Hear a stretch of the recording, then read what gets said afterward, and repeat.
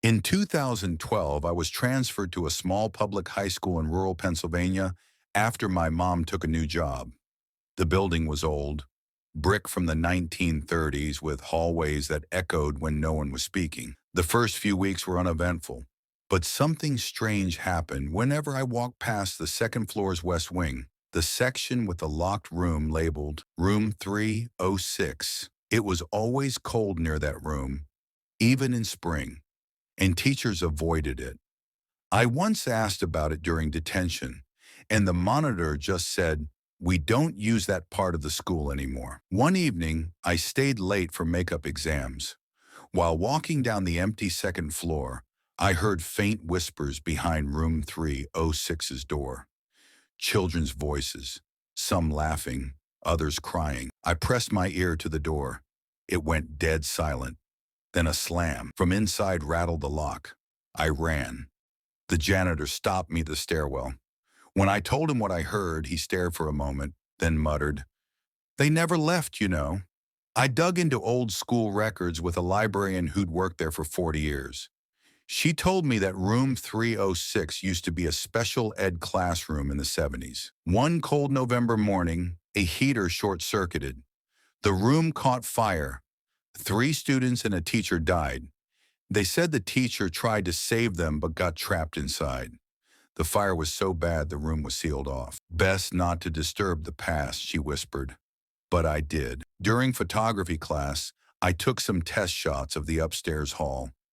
When I developed them, something horrifying appeared.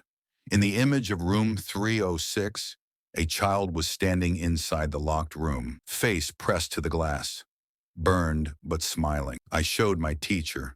He turned white, grabbed the photo, and tore it up. "Don't talk about this again," he said. "Ever." I was sent to detention one Friday for skipping gym. There were only 2 of us, me and a quiet freshman girl. She pointed at the old hallway and said, "Sometimes they call students down there." "Who does?" I asked. She looked at me, deadly serious. "The ones who didn't get out." The lights flickered. A loud creak echoed down the hall. The girl clutched her bag and whispered, "They're awake." Curiosity got the better of me. I snuck back into the west wing after hours. Room 306 was still locked, but this time the lock was undone. Inside, the air was suffocating. Desks still sat in neat rows. Burn marks stained the walls. Then I saw them. Outlines. Shadows of children, faint but visible, seated at their desks. A bell rang. But no one was supposed to be in school. The door slammed shut behind me. A voice spoke, clear and soft. "Welcome back, Miss Harper." That was the teacher who died, and she thought I was one of them. I broke the window and escaped into the hallway. As I ran, footsteps echoed behind me. Too many to count. I turned once. The hallway was full of burned children, walking in sync. When I reached the exit, the door wouldn't open. Then, the janitor appeared. He unlocked it silently and let me out. "You saw them," he said. "That room's their classroom now." My mom transferred me the next week. I never went back.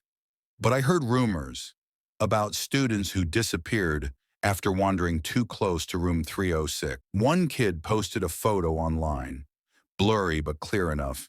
It showed the same classroom, and in the center, a teacher's ghostly figure still taking attendance.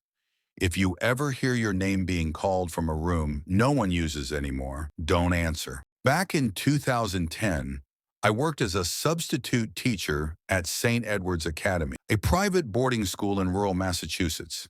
The campus was old, founded in 1889, and had its fair share of ghost stories passed around by students.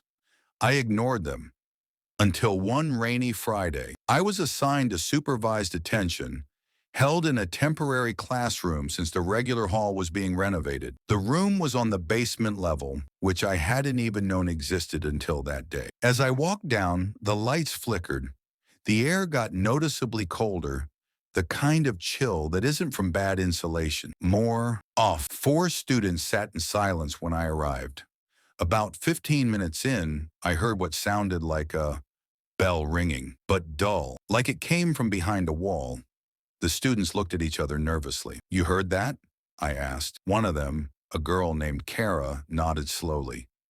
"It rings sometimes from the blocked-off wing." "There's no blocked-off wing," I said.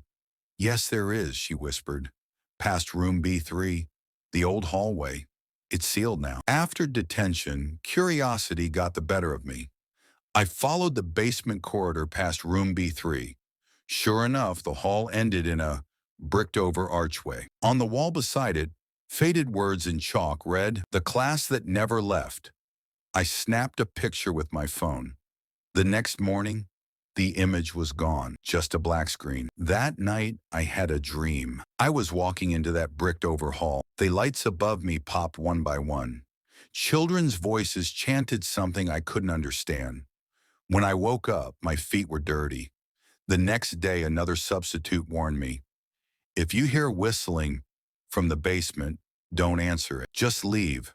She said in 1976, a fire broke out on that sealed wing. An entire class and their teacher never made it out. They rang the emergency bell, but help never came. The intercom system caught a recording of their last moments. Students calling out for help one by one until it cut to static. The bell sometimes rings, but no one's pulling. On Monday, I was asked to deliver forms to the basement office.